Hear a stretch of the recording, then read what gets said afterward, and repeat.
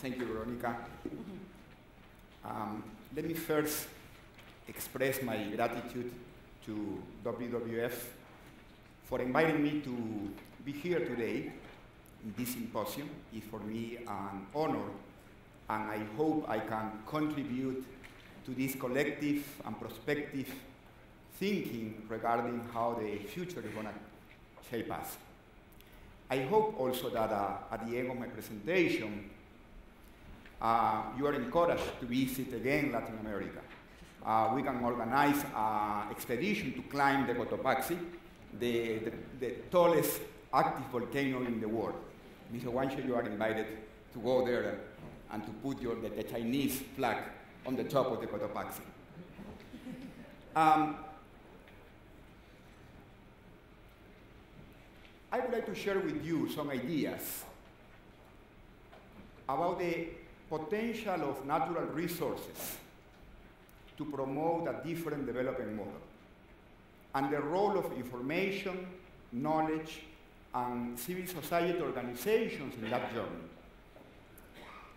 My perspective is going to be one coming from a Latin American social entrepreneur who worked in an organization that is part an NGO and part a think tank.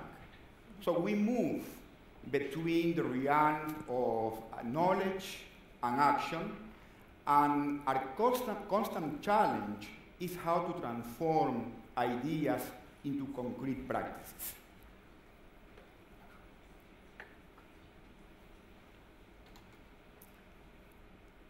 Traditionally, natural resources has been associated with low economic performance, high level of corruption, and conflict. The paradox of plenty and the resource curse has been expressions used to describe the negative effects of natural resources, especially in developing countries. However, there is a growing consensus that we are reaching some planetary boundaries, like the climate change, biodiversity loss, that are making crucial to value and manage natural resources in a different way. We have made some progress in that direction. For example, we now know that the cost of deforestation is somewhere between $1.9 and $4.5 trillion every year. But learning how to manage natural resources is not just an environmental challenge. According to the World Bank, 44 million people fell into poverty because of the food crisis, and another 10 million could go into extreme poverty if food prices increase in 10%. The challenge associated with natural resources could be a window of opportunity. They can spur creativity, innovation, and growth. In this chart, we see the waves of innovation in the last 200 years. The first one was generated by the invention of the water power, and the last one was produced by the creation of the internet. Given the most pressing challenges faced by humanity, the University of Australia has predicted that the next wave of innovation will be around natural resources.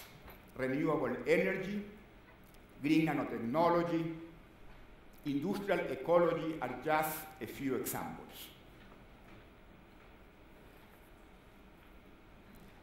Is this new wave of innovation going to include the developing world? Will it mean anything to regions like Latin America or Africa?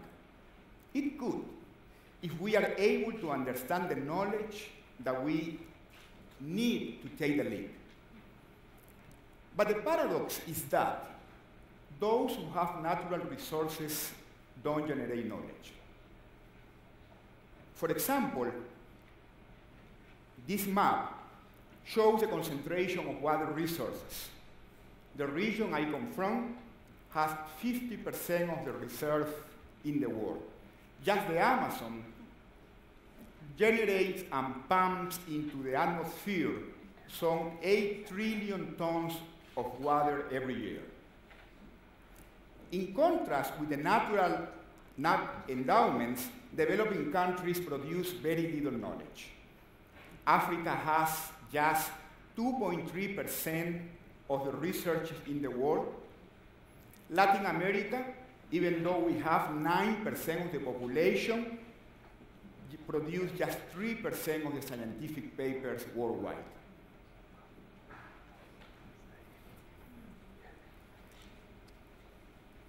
Even though it's important that developed countries produce knowledge around natural resources, it is crucial that developing countries produce it as well.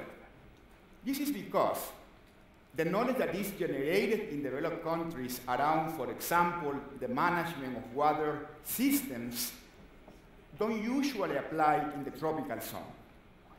The question is how we can produce knowledge in developing countries. We know that knowledge is better produced from the interaction among actors and between them and their environment. This example comes from Chile.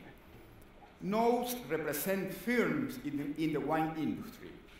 As we can see in the center of the graph, the companies that interact more with others use more knowledge as represented by the size of the node in their production system. So, in other words, companies that interact more are more innovative. So developing countries could focus on the establishment of knowledge clusters, joining the academia, NGOs, the public sector, the private sector, in order to generate ideas that unleash this new wave of innovation.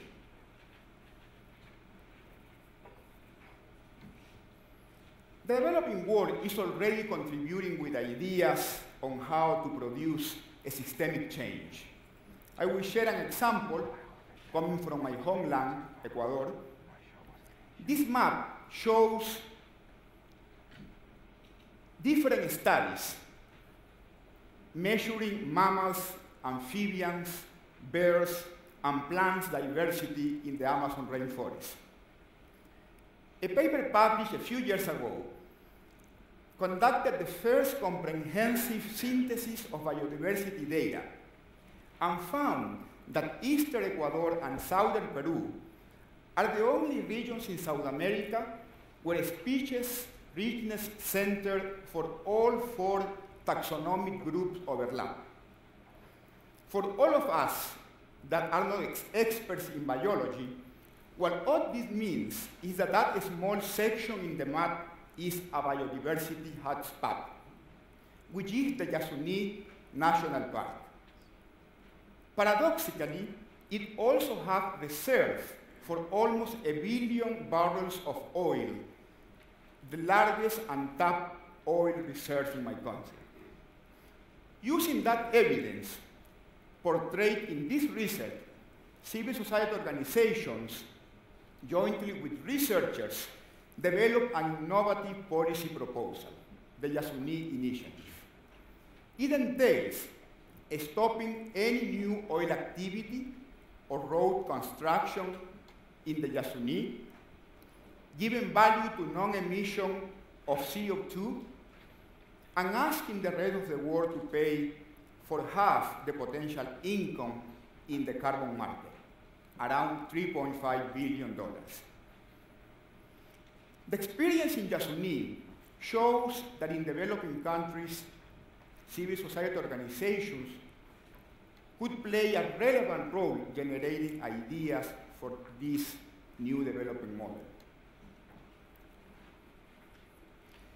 When we imagine the knowledge economy, we see in places like Silicon Valley, or in countries like Singapore or Finland.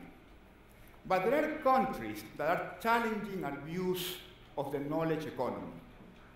Brazil is building their innovation system upon the natural endowments, unleashing the creativity of academia, private sector, public companies, public institutions, NGOs, to promote what they call the natural knowledge economy, a new paradigm that can engage us in a discussion of what we consider the knowledge society.